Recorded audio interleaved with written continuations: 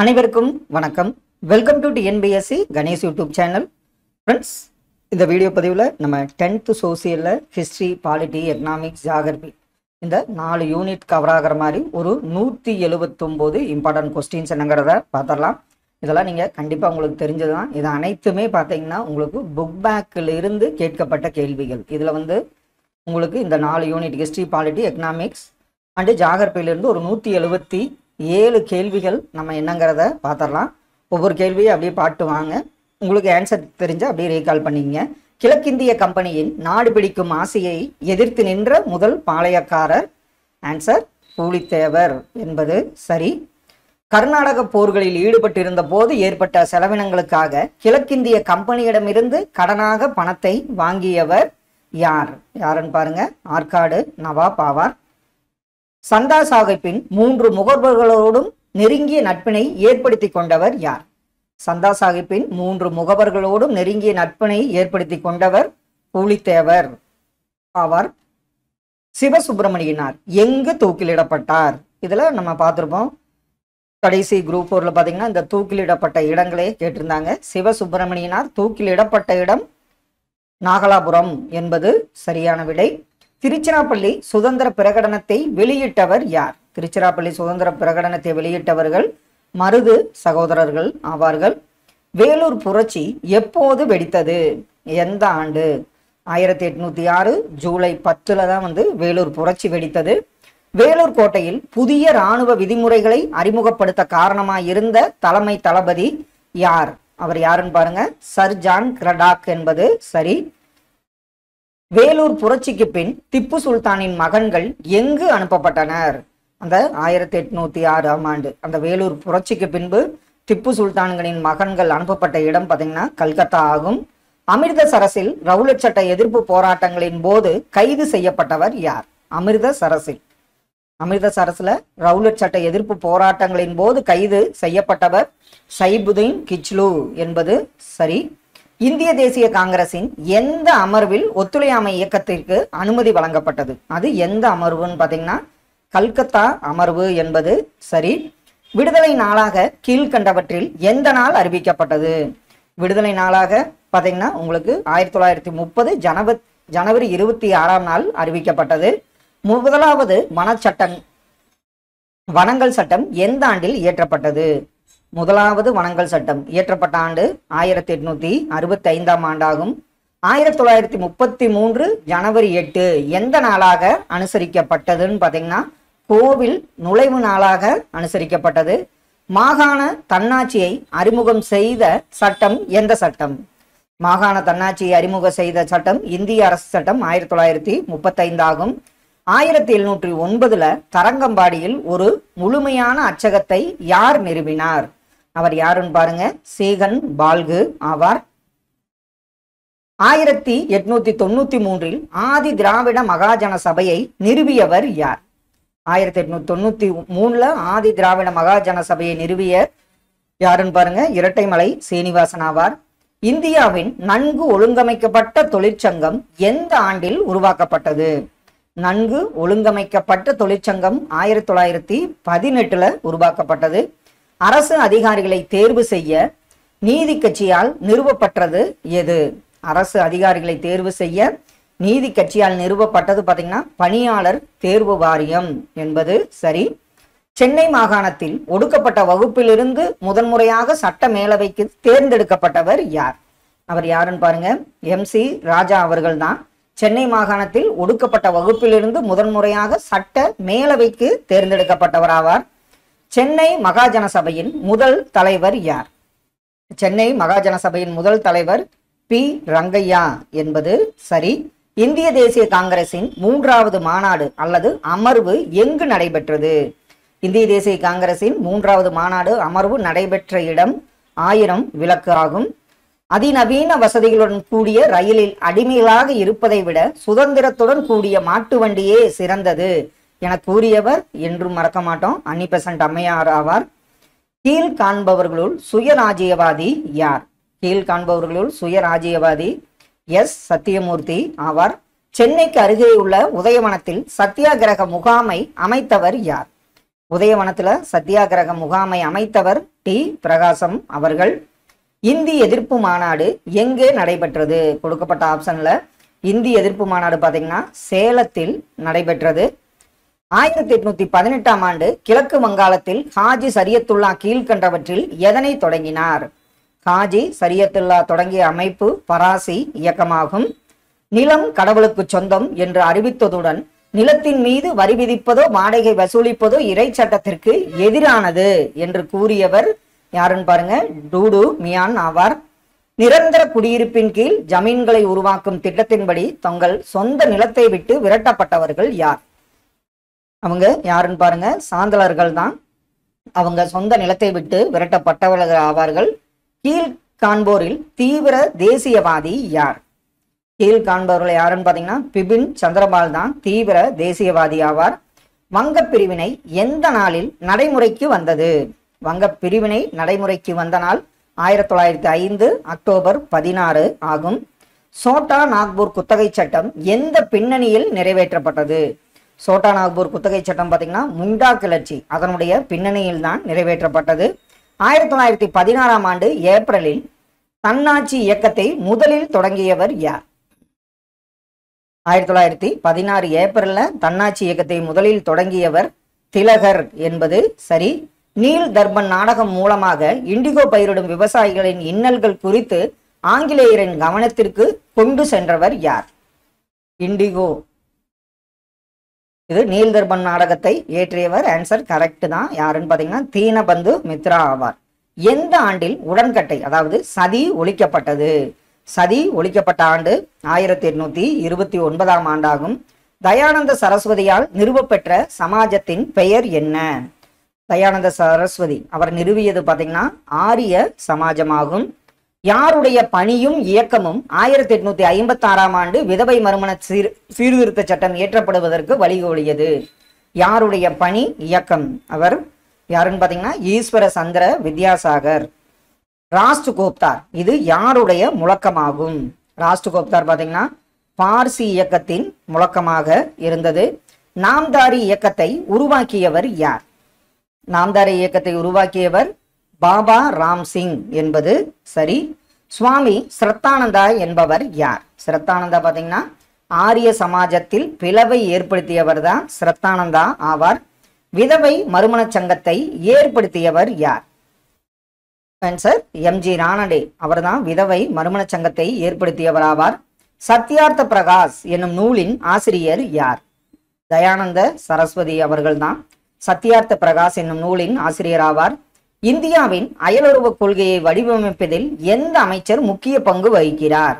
அந்த அயலுறவு கொள்கையை வடிவமைப்பதில் முக்கிய பங்கு வகிக்கும் அமைச்சர் பார்த்தீங்கன்னா வெளி விவகாரங்கள் அமைச்சர் ஆவார். எந்த இரு நாடுகளுக்கு இடையே பஞ்சசீல ஒப்பந்தம் கையெழுத்திடப்பட்டது? அந்த இரு நாடுகள் பார்த்தீங்கன்னா இந்தியா மற்றும் சீனா ஆகும். இந்திய வெளியுறவு கொள்கையை ஏற்றுக்கொண்டு வழிநடத்தும் இந்திய அரசியலமைப்பு சட்டப்பிரிவு எது? இந்திய வெளியுறவு கொள்கையை ஏற்றுக்கொண்டு வழிநடத்தும் இந்திய அரசியலமைப்பு சட்டப்பிரிவு 51 ஆகும். இன ஒதுக்கல் கொள்கை என்பது ஆப்ஷனல் பாருங்க. இன ஒதுக்கல் கொள்கை என்பது ஒரு இன பாகுபாட்டு கொள்கை என்பது சரி. 1954இல் இந்தியா மற்றும் சீனாவில் கையெழுத்தப்பட்ட ஒப்பந்தம் இது தொடர்பானது. எது தொடர்பானதுன்னு பாருங்க. 5 கொள்கைகளுடன் இணைந்திருத்தல் அதாவது பஞ்சசீல கொள்கை. நமது வெளியுறவு கொள்கையுடன் தொடர்பு இல்லாதது எது? இதுல பாத்தீங்கன்னா காலனித்துவம் என்பது நமது வெளியுறவு கொள்கையுடன் தொடர்பு இல்லாததாகும். கீழ்கண்டவைகளில் அணிசேரா இயக்கத்தின் நிறுவன உறுப்பினர் அல்லாத நாடு எது? அணிசேரா இயக்கத்தின் நிறுவன உறுப்பினர் அல்லாத நாடு பாத்தீங்கன்னா பாகிஸ்தான் என்பது சரியான விடை. பொருந்தாத ஒன்றை கண்டுபிடி. இதுல எது பொருந்தாத ஒன்று பாருங்க. ராஜதந்திரம் என்பது பொருந்தாத ஒன்றாகும். அணிசேராமை என்பதன் பொருள் என்ன? அணிசேராமை என்பதன் பொருள் பார்த்தீங்கன்னா தன்னிச்சையாக பிரச்சனைகளுக்கு முடிவு எடுக்கும் சுதந்திரம் என்பதாகும். இராணுவம் சாராத பிரச்சனைகள் என்பது எது? இராணுவம் சாராத பிரச்சனைகள் இதெல்லாமே தான். ஆற்றல் பாதுகாப்பு, நீர் பாதுகாப்பு, தொற்று நோய்கள் இதெல்லாம் இராணுவம் சாராத பிரச்சனைகள் ஆகும். கீழ்காணும் வரிசையில் முகவுரை பற்றிய சரியான தொடர் எது? இது கேட்கப்பட்ட ஒரு கேள்விதான். ஆன்சர் இறையாண்மை சமதர்ம சமயச்சார்பற்ற ஜனநாயக குடியரசு என்பது சரி. இந்திய அரசியலமைப்பின் முகவுரை எத்தனை முறை திருத்தப்பட்டுள்ளது? முகவுரை பார்த்தீங்கன்னா ஒரு முறை திருத்தப்பட்டுள்ளது. ஒரு வெளிநாட்டவர் கீழ்காணும் எதன் மூலம் இந்திய குடியுரிமையை பெற முடியும்? இதுல ஒரு வெளிநாட்டவர் பார்த்தீங்கன்னா இயல்புரிமை மூலம் தான் இந்திய குடியுரிமையை பெற முடியும். மாறுபட்ட ஒன்றை கண்டுபிடி. இதுல மாறுபட்ட ஒன்று எதுன்னு பாருங்க. சொத்துரிமை என்பது மாறுபட்ட ஒன்றாகும். கீழ் காண்பவனவற்றில் ஒன்று அடிப்படை உரிமையை பயன்படுத்துவதற்கு உதாரணம் இல்லை. அது எது? இதுல ஆப்ஷன்ல அப்படியே பாருங்க. ஆன்சர் பெற்றோர்களின் பூர்வீக சொத்துக்கள் அவர்களது பிள்ளைக்கு செல்லுதல் என்பது அடிப்படை உரிமைகளில் கிடையாத ஒன்று. பின்வருவனவற்றுள் எந்த உரிமை டாக்டர் அம்பேத்கர் அவர்களால் இந்திய அரசியலமைப்பின் இதயம் மற்றும் ஆன்மா என விவரிக்கப்பட்டது? அது எந்த உரிமை? ஆன்சர் அரசியலுக்கு உட்பட்டு தீர்வு காணும் உரிமை என்பது சரி. அடிப்படை உரிமைகள் எவ்வாறு நிறுத்தி வைக்கப்பட முடியும்? அடிப்படை உரிமைகளை எவ்வாறு நிறுத்தி வைக்க முடியும்? அதாவது தேசிய அவசர நிலையின் போது குடியரசுத் தலைவரின் ஆணையால அடிப்படை உரிமைகளை நிறுத்தி வைக்க முடியும். நமது அடிப்படை கடமைகள் எங்கிருந்து பெற்றோம்?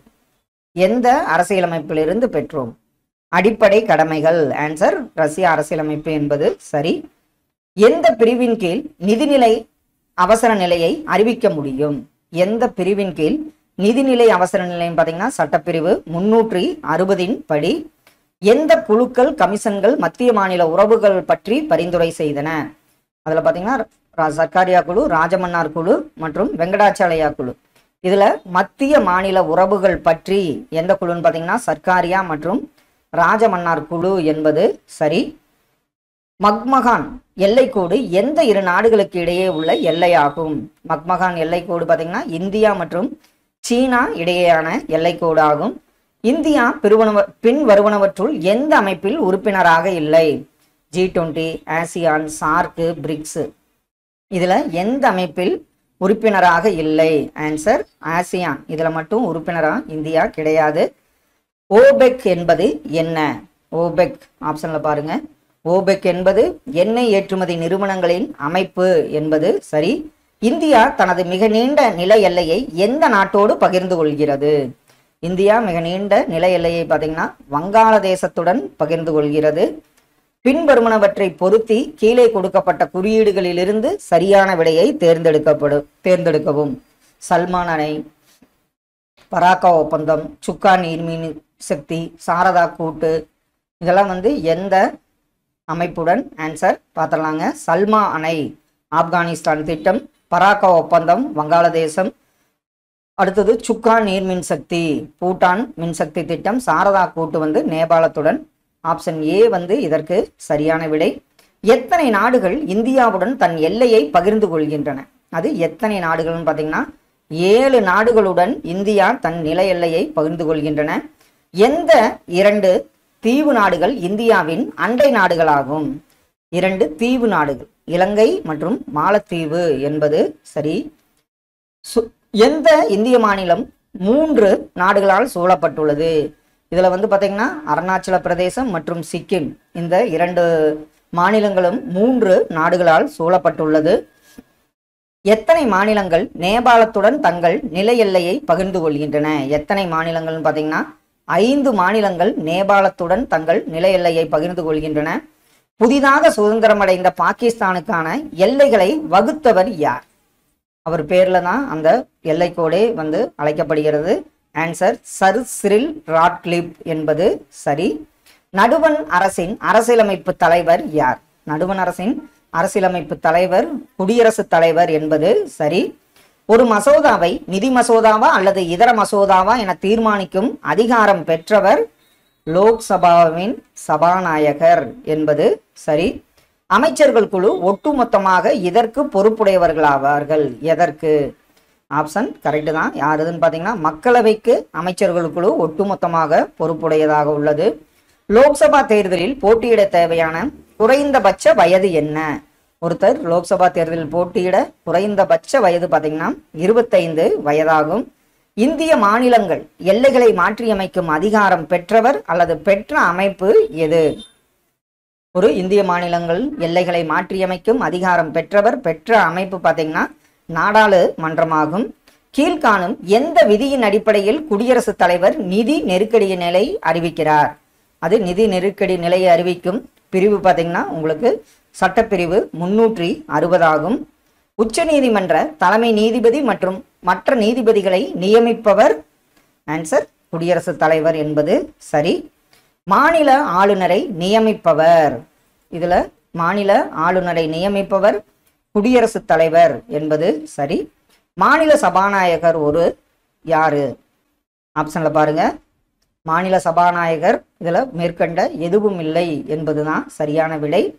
கீழ்காணும் எந்த ஒன்று ஆளுநரின் அதிகாரம் கிடையாது? இதுல எதுன்னு பாத்தீங்கன்னா தூதரகம் என்பது ஆளுநரின் அதிகாரத்தில் வராது. ஆங்கிலோ இந்தியன் வகுப்பினரிலிருந்து ஒரு பிரதிநிதியை சட்டமன்றத்திற்கு யார் நியமிக்கிறார்? அவர் யாருன்னு பாத்தீங்கன்னா சட்டமன்றத்திற்கு நியமிப்பவர். நம்ம தமிழகத்துக்கு வந்து பாத்தீங்கன்னா ஒரு ஆங்கிலோ இந்தியன் வகுப்பினரை ஆளுநர் நியமிக்க முடியும். ஆளுநர் யாரை நியமனம் செய்வதில்லை? கொடுக்கப்பட்ட ஆப்ஷன்ல பாருங்க, இதுல வந்து பாத்தீங்கன்னா உயர் நீதிமன்ற நீதிபதிகள். அவரை வந்து ஆளுநர் வந்து நியமனம் செய்ய முடியாது. அமைச்சரவையின் தலைவர் யார்? அமைச்சரவையின் தலைவர் பார்த்தீங்கன்னா பெரும்பான்மை பெற்ற கட்சியின் தலைவர் முதலமைச்சர் என்பது சரி. மேலவை உறுப்பினராவதற்கு குறைந்தபட்ச வயது எவ்வளவு இருக்கணும்? குறைந்தபட்ச வயது பார்த்தீங்கன்னா 30 வயது உடையவராக இருக்க வேண்டும். கீழ்காணும் மாநிலங்களில் எந்த ஒன்று ஈரவை சட்டமன்றத்தை பெற்றிருக்கவில்லை? இதில் கொடுக்கப்பட்ட ஆப்ஷனில் பார்த்தீங்கன்னா நம்ம தமிழ்நாடு ஈரவை 1986 மேலவை கலைக்கப்பட்டது நவம்பர் 1. நம்ம தமிழ்நாட்டில் ஈரவை சட்டமன்றம் பெற்றிருக்கவில்லை. இந்தியாவில் முதலில் உயர் நீதிமன்றங்கள் தொடங்கப்பட்ட இடங்கள் எங்கேன்னு பார்த்தீங்கன்னா கல்கத்தா, பம்பாய், சென்னை என்பது சரி. கீழ்காணும் எந்த மாநிலங்கள் பொதுவான உயர் நீதிமன்றங்களை பெற்றுள்ளன? எந்த மாநிலங்கள்? பஞ்சாப் மற்றும் ஹரியானா தான் இதற்கு சரியான விடை. டேஸ் என்பது விரும்பிய அளவுகளில் உணவு இருப்பு இருப்பது உள்நாட்டு உற்பத்தியில் இருப்பில் மாற்றங்கள் மற்றும் இறக்குமதி பற்றிய ஒரு செயல்பாடாகும். அது என்ன? ஆன்சர் கரெக்ட் தான். அதாவது உணவின் முழு ஈடுபாடு தான் விரும்பிய அளவுகளில் உணவு இருப்பு இருப்பது உள்நாட்டு உற்பத்தியில் இருப்பில் மாற்றங்கள் மற்றும் இறக்குமதி பற்றிய ஒரு செயல்பாடாகும். தாங்கி இருப்பு என்பது உணவு பங்கு தானியங்கள், அதாவது கோதுமை மற்றும் அரிசியை எதன் மூலம் அரசாங்கம் கொள்முதல் செய்கிறது? தாங்கி இருப்பு என்பது உணவு பங்கு தானியங்கள், அதாவது கோதுமை மற்றும் அரிசியை FCI இந்திய உணவுக் கழகத்திலிருந்து அரசாங்கம் கொள்முதல் செய்கிறது. எது சரியானது? இதுல இந்திய உணவுக் கழகம் PDSனா பொது விநியோக முறை. இதுல வந்து பாத்தீங்கன்னா குறைந்தபட்ச ஆதரவு விலை, கச்சை அதிக விளைச்சல் தரும் வகைகள். இதுல கொடுக்கப்பட்டுள்ள எது சரியானது? இதுல வந்து பாத்தீங்கன்னா அனைத்தும் சரி. அதாவது high yield, PDS and FCI அதிக விளைச்சல் தரும் வகைகள், இதெல்லாம் அனைத்தும் சரி என்பது சரியான விடை. நீட்டிக்கப்பட்ட உதவி பொதுச்சட்டம் 480 கொண்டு வந்த நாடு. நீட்டிக்கப்பட்ட உதவி பொதுச்சட்டம் 480 கொண்டு வந்த நாடு அமெரிக்கா ஆகும். இந்தியாவில் எந்த புரட்சி தோன்றியதால் உணவு தானிய உற்பத்தியில் தன்னிறைவு பெற வழிவகுத்தது? அது எந்த புரட்சி அப்படின்னு பார்த்தீங்கன்னா பசுமை புரட்சி ஆகும். உலகளாவிய பொது வழங்கல் முறையை ஏற்றுக்கொண்ட ஒரே மாநிலம் எது? ஆப்ஷன்ல நம்ம தமிழ்நாடு என்பது சரி. எது உடல் நலம் மற்றும் வளர்ச்சிக்கு தேவையான உணவை வழங்கும் அல்லது பெரும் செயல்முறையாகும்? எது உடல் நலம் மற்றும் வளர்ச்சிக்கு தேவையான உணவை வழங்கும் அல்லது பெரும் செயல்முறையாகும்? ஆன்சர் ஊட்டச்சத்து என்பது சரி. ஆசியாவின் டெட்ராய்டு என அழைக்கப்படுவது நம்ம சென்னை. குழாய்கள் மற்றும் நீர் இறைக்கும் இயந்திரம் பெருமளவில் உற்பத்தி செய்யப்படுவது எந்த ஊர்லன்னு பார்த்தீங்கன்னா கோயம்புத்தூர் என்பது சரி. எது ஒரு நாட்டின் வளர்ச்சியில் முக்கிய அம்சமாகும்? எதுன்னு பார்த்தீங்கன்னா தொழில் என்பதுதான் ஒரு நாட்டின் வளர்ச்சியில் முக்கிய அம்சமாக விளங்குகிறது. திருப்பூர் எந்த தொழிலுக்கு பெயர் பெற்றது? திருப்பூர் பார்த்தீங்கன்னா பின்னலாடை தயாரித்தலுக்கு பெயர் பெற்றது. ஒரு வெற்றிகரமான தொழில்துறை தொகுப்பு முற்றிலும் தமிழ்நாட்டில் எங்கு உருவாக்கப்பட்டது? தமிழ்நாட்டில் ஒரு வெற்றிகரமான தொழில்துறை தொகுப்பு உருவாக்கப்பட்ட இடம் ஆன்சர் ஒசூர் என்பது சரி. ஜிஎன்பியின் சமம் எது? ஜிஎன்பி கிராஸ் நேஷனல் ப்ராடக்டின் சமம். ஆன்சர் ஜிடிபி மற்றும் வெளிநாட்டில் ஈட்டப்பட்ட நிகர சொத்து வருமானம் என்பது சரி. நாட்டு வருமானம் அளவிடுவது ஆப்ஷன்ல பாருங்க. நாட்டு வருமானம் அளவிடுவது ஆன்சர் பண்டங்கள் மற்றும் பணிகளின் மொத்த மதிப்பு ஆகும். முதன்மை துறை இதனை உள்ளடக்கியது. எதை? முதன்மை துறை இதனை உள்ளடக்கியது எதுன்னு பாருங்க. வேளாண்மை என்பது சரி. எந்த முறையில் ஒவ்வொரு இடைநிலை பண்டத்தின் மதிப்பை கூட்டும் போது இறுதி பண்டத்தின் மதிப்பை கணக்கிடலாம்? அது எந்த முறை? ஆன்சர் மதிப்பு கூட்டு முறை என்பது சரி. ஜிடிபியில் எந்த துறை மூலம் அதிகமான வேலை வாய்ப்பு ஏற்படுகிறது? ஜிடிபியில் எந்த துறைன்னு பார்த்தீங்கன்னா பணிகள் துறை மூலம்தான் அதிக வேலை வாய்ப்புகள் ஏற்படுகிறது. பணிகள் துறையில் நடப்பு விலையில் மொத்த மதிப்பு கூடுதல் 2018-19 எத்தனை லட்சம் கோடி என மதிப்பிடப்பட்டுள்ளது? 2018-19 பணிகள் துறையில விலையின் மொத்த மதிப்பு பார்த்தீங்கன்னா 92.26 கோடி லட்சம் என மதிப்பிடப்பட்டுள்ளது.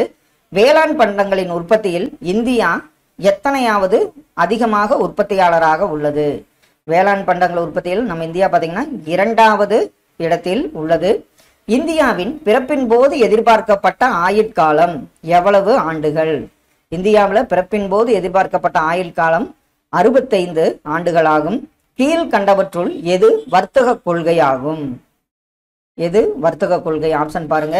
இறக்குமதி மற்றும் ஏற்றுமதி கொள்கை என்பது சரி. இந்திய பொருளாதாரம் என்பது எது? ஆப்ஷன்ல பாருங்க. இந்திய பொருளாதாரம் அனைத்தும் சரிதான். வளர்ந்து வரும் பொருளாதாரம், தோன்றும் பொருளாதாரம், இணை பொருளாதாரம். ஆப்ஷன் டி வந்து சரியான விடை. இந்தியாவில் உள்ள 3 நிலைகளான அரசுகள் எவை? 3 நிலைகளான அரசுகள் மைய, மாநில மற்றும் உள்ளாட்சி என்பது சரி. இந்தியாவில் உள்ள வரிகள் என்னென்ன வரிகள் நம்ம இந்தியாவில் உள்ளது? நேர்முக மற்றும் மறைமுக வரிகள். ஆப்ஷன் சி வந்து சரியான விடை. வளர்ச்சி கொள்கையில் அரசாங்கத்தின் பங்கு எது? வளர்ச்சி கொள்கையில் அரசாங்கத்தின் பங்கு பாதுகாப்பு, வெளிநாட்டு கொள்கை, பொருளாதாரத்தை கட்டுப்படுத்துதல். ஆப்ஷன் டி வந்து இதற்கு சரியான விடையாகும். இந்தியாவில் தனிநபர்களின் மேல் விதிக்கப்படுகின்ற பொதுவான மற்றும் மிக முக்கியமான வரி என்ன வரி? இதுல விற்பனை வரி என்பதுதான் இதற்கு சரியான விடையாகும். ஒரே நாடு ஒரே மாதிரியான வரி என்பதை எந்த வரி உறுதிப்படுத்துகிறதுன்னு பார்த்தீங்கன்னா ஜிஎஸ்டி, அதாவது பண்டங்கள் மற்றும் பணிகள் வரியாகும். இந்தியாவின் வருமான வரி சட்டம் முதலில் எந்த ஆண்டு அறிமுகப்படுத்தப்பட்டது? வருமான வரி சட்டம் பார்த்தீங்கன்னா 1860ஆம் ஆண்டு அறிமுகப்படுத்தப்பட்டது. சொத்து உரிமையிலிருந்து பெறப்பட்ட நன்மைகளுக்கு எந்த வரி வந்து விதிக்கப்படுகிறது? சொத்துரிமையிலிருந்து பெறப்பட்ட நன்மைகளுக்கு பார்த்தீங்கன்னா சொத்து வரி விதிக்கப்படுகிறது. கருப்பு பணத்திற்கான காரணங்கள் என கண்டறியப்பட்ட அடையாளம் எவை? கருப்பு பணம், இதுல பண்டங்களின் பற்றாக்குறை, அதிக வரி விகிதம், கடத்தல், மேற்கூறிய அனைத்தும் என்பது சரியான விடை. வரி ஏய்ப்பு என்பது சட்டவிரோதமானது. எதன் மூலம் வரி ஏய்ப்பு மேற்கொள்ளப்படுகிறது? வரி ஏய்ப்புங்கிறது சட்ட விரோதமானது. எதன் மூலம் வரி ஏய்ப்பு ஏற்படுத்துகிறதுனா தனிநபர்கள், பெருநிறுவனங்கள், அறக்கட்டளைகள். மேற்கூறிய அனைத்தும் என்பது சரி. கட்டணங்கள் என்பது என்ன? கட்டணங்கள் என்பது கட்டணங்கள் மற்றும் அபராதங்கள் மற்றும் பறிமுதல்கள். இதற்கு ஆப்ஷன் டி வந்து சரியான விடை.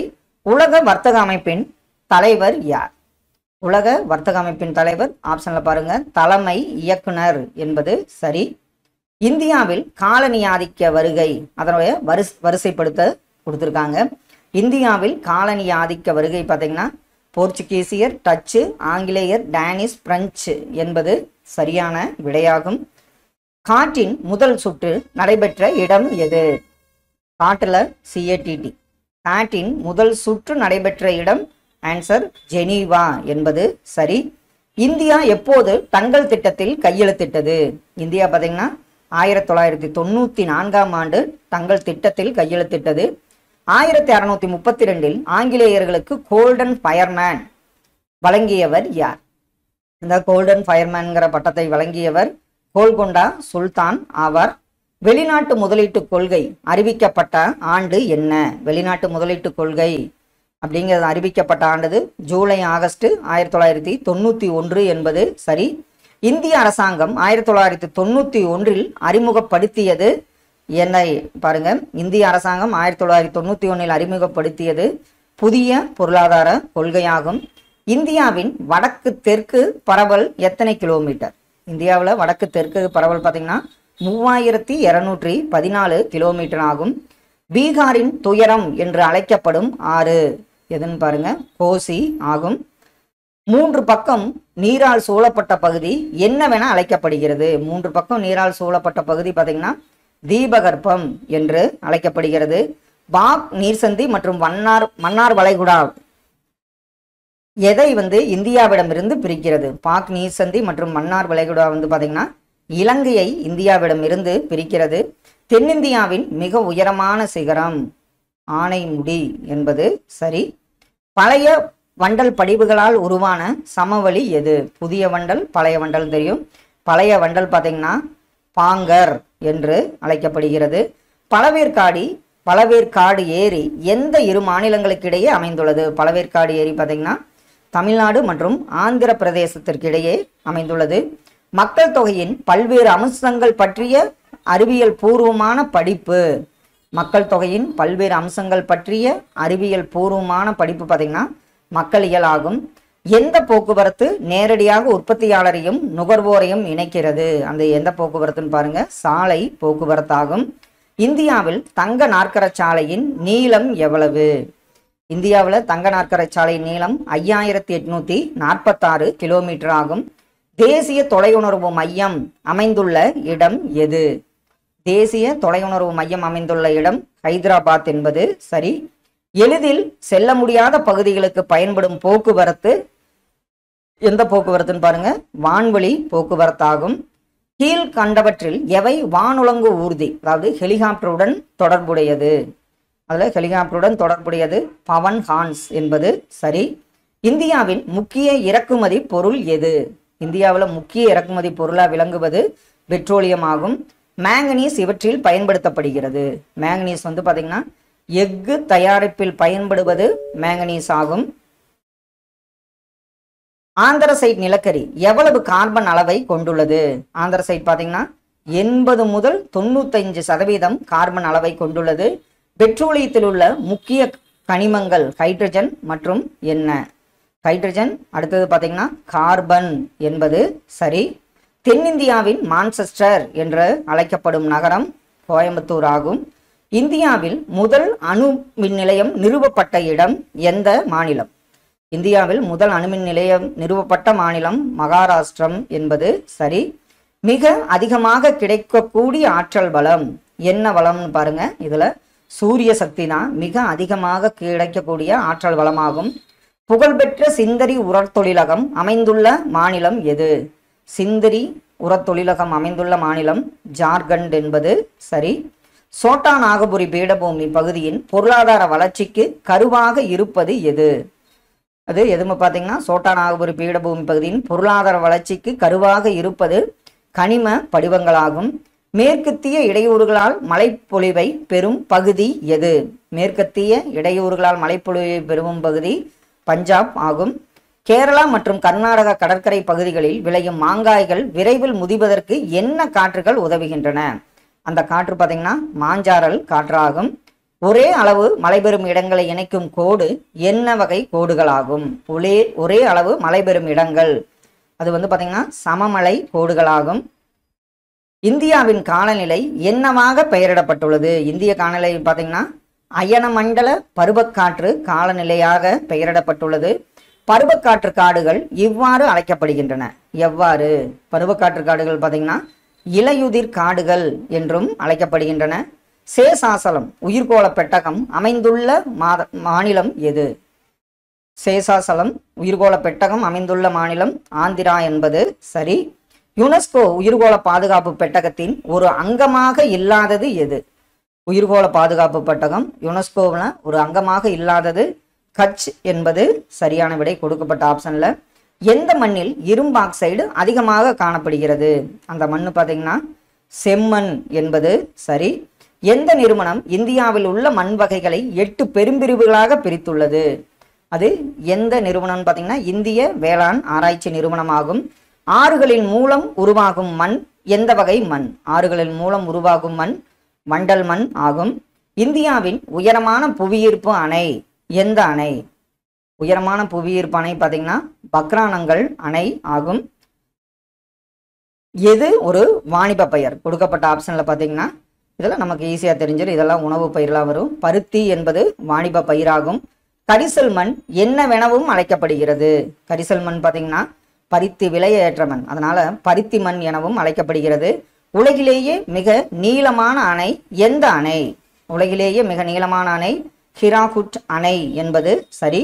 இந்தியாவில் தங்க இலைப்பயிர் என அழைக்கப்படுவது எதுன்னு பாருங்க, சணல் தான் தங்க இலைப்பயிர் என அழைக்கப்படுகிறது. தமிழ்நாட்டின் அச்சப்பரவல் எது முதல் எது வரை உள்ளது? டேஸ் முதல் டேஸ் வரை. தமிழ்நாட்டில் அச்சப்பரவல் பார்த்தீங்கன்னா 8 டிகிரி, வட அச்சம் முதல் 13 டிகிரி 35 வரை உள்ளதுங்கிறது ஆப்ஷன் ஏ சரியான விடை. தமிழ்நாட்டில் தீர்க்க பரவல் எவ்வாறு உள்ளது? தமிழ்நாட்டில் தீர்க்க பரவல் பார்த்தீங்கன்னா 76 டிகிரி 18 அச்சம் மேற்கு முதல் 80 டிகிரி 20 மேற்கு வரை உள்ளது என்பது சரி. தமிழ்நாட்டில் உள்ள மிக உயரமான சிகரம் என்ன சிகரம்? ஆன்சர் தொட்டபெட்டா என்பது சரி. கீழ்கண்டவற்றில் தமிழ்நாட்டின் மேற்கு தொடர்ச்சி மலையில் அமையாத கணவாய் எந்த கணவாய்? மேற்கு தொடர்ச்சி மலையில் அமையாத கணவாய் போர்க்காட் கணவாய் என்பது சரி.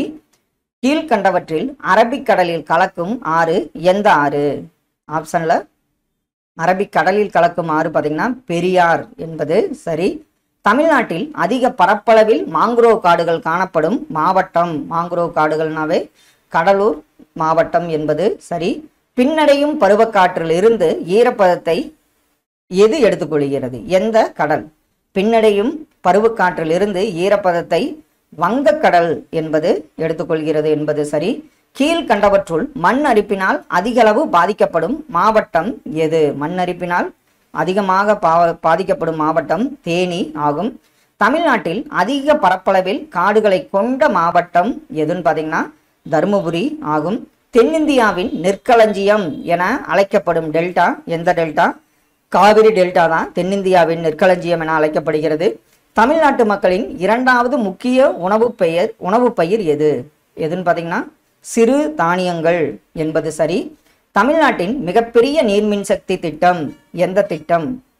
ஆன்சர் மேட்டூர் நீர்மின் சக்தி திட்டமாகும். தமிழ்நாட்டில் பெரிய மற்றும் சிறிய துறைமுகங்களின் எண்ணிக்கை எவ்வளவு? பெரிய துறைமுகம் பார்த்தீங்கன்னா 3 மற்றும் சிறிய துறைமுகங்கள் 15 உள்ளன என்பது சரி. ஃப்ரெண்ட்ஸ், இதில் ஒரு 177 கொஸ்டின்ஸ் கொஞ்சம் ஸ்பீடாகவே பார்த்துட்டோம். இதெல்லாம் நீங்கள் புக் பேக்குனால ஈஸியாக உங்களுக்கு தெரியுங்கிறக்காகத்தான். கண்டிப்பாக இதெல்லாம் உங்கள் ரிவிஷனுக்கு ரொம்ப யூஸ்ஃபுல்லாக இருக்குன்னு நம்புகிறோம். Thank you all.